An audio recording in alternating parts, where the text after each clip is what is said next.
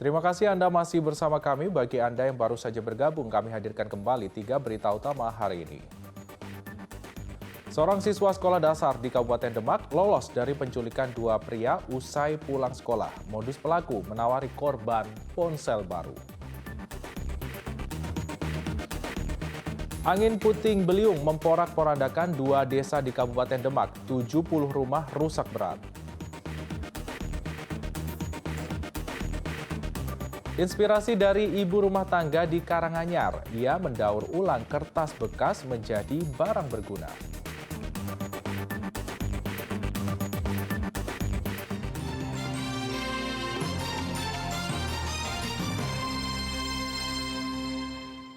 Seribu ekor sapi di desa Jambangan Grobogan terjangkit lampi skin disease atau LSD, bahkan 10 ekor sapi dilaporkan mati.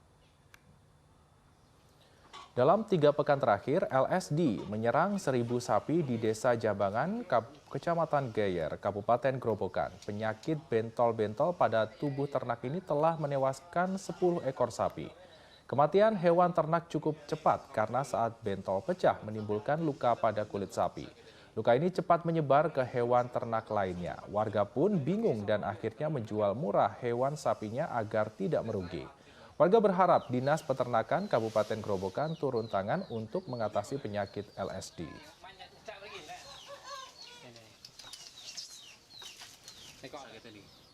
Selama beberapa hari lamanya seekor kucing terjebak dalam sumur. Tim BPBD dan Damkar Kabupaten Boyolali bergerak untuk menyelamatkan kucing yang terjatuh ke sumur sedalam 20 meter.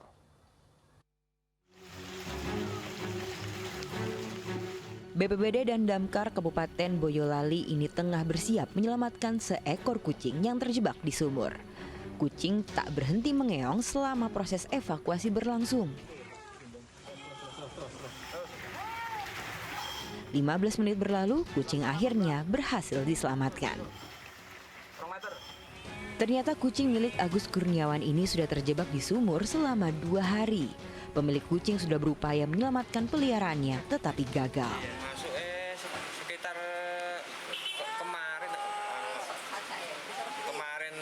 pagi paling yang masuk sumur itu. Tadi pagi saya ambil pakai keranjang tapi jatuh lagi, nggak mau masuk badannya, nggak mau masuk semua gitu. Tidak ada kendala berarti dalam proses evakuasi kucing. Hanya saja kedalaman sumur hingga 20 meter membuat petugas harus berhati-hati. Untuk hambatan tidak ada, namun kedalaman sumur sekitar 20 meter. Kondisi sumur saat itu kondisi kering. Informasinya udah berapa hari kucing itu? Informasi yang kami terima, kucing itu sudah terdengar sejak kemarin, jadi 2 hari sampai hari ini. Meski masih mengeong, kucing dalam kondisi baik. Pemilik sumur diminta untuk menutup sumur saat tidak digunakan agar peristiwa serupa tak terulang kembali. Yulianto melaporkan dari Kabupaten Boyolali.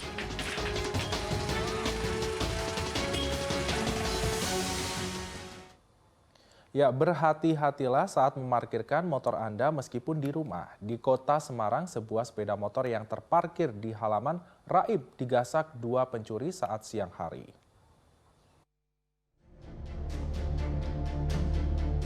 Pencurian sepeda motor terjadi di Jalan Kuaron Baru, Kelurahan Banget Ayu Kulon, Kota Semarang. Pelaku memanfaatkan perumahan yang sepi untuk mencuri sepeda motor yang terparkir di depan rumah warga.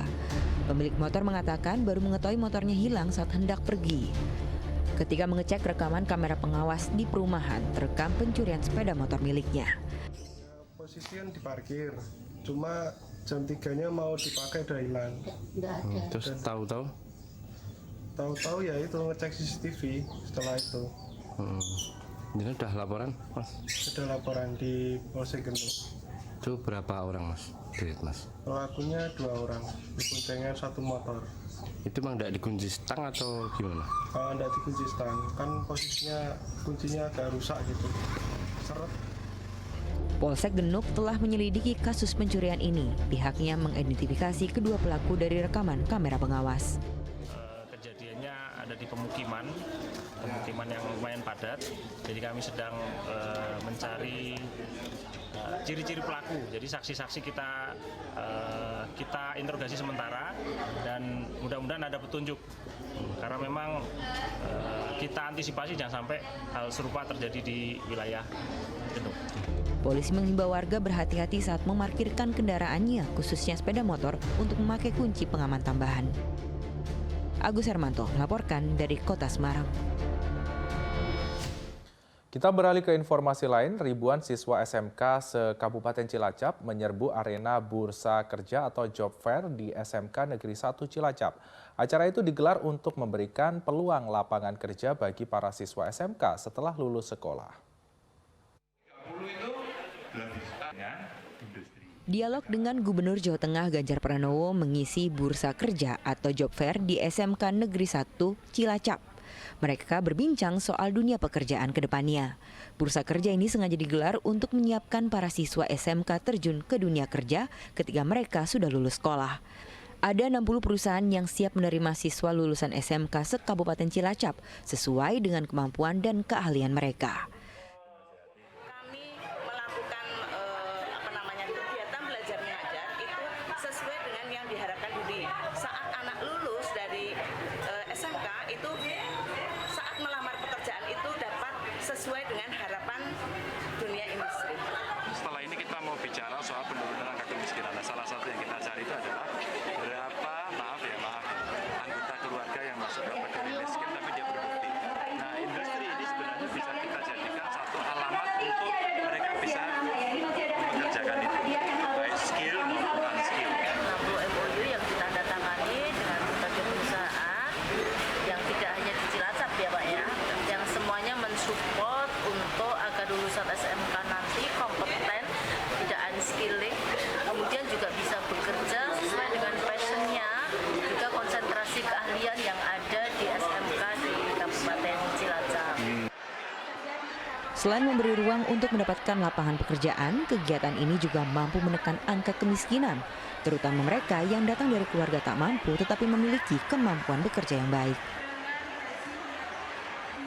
Mardianto melaporkan dari Kabupaten Cilacap. Kertas-kertas tak terpakai disulap menjadi barang bermanfaat di tangan seorang ibu rumah tangga asal Gondang Rejo, Kabupaten Karanganyar. Selain menghasilkan pundi-pundi uang, Chandra Malini juga menjaga lingkungan dari limbah kertas. Tak ada yang tak bisa digunakan lagi. Begitulah prinsip yang dipegang Chandra Walini, warga Gondang Rejo, Kabupaten Karanganyar. Sehari-hari ibu rumah tangga ini sibuk mendaur ulang kertas bekas. Segala jenis kertas bekas bisa ia daur ulang menjadi beragam kreasi menarik. Mulai dari kertas, hingga buku catatan, pembatas buku, hingga hiasan bergambar.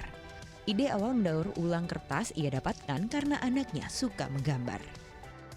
Anak saya suka menggambar, terus coret-coret di kertas gitu. Lalu kepikiran kertasnya biar nggak jadi sampah mau dibikin apa gitu.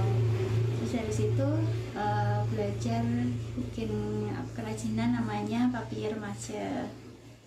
Nah dari situ dari papier mache berkembang jadi bikin kertas daur ulang. Proses pembuatan kertas daur ulang dimulai dengan merendam dan menghancurkan kertas hingga halus seperti bubur.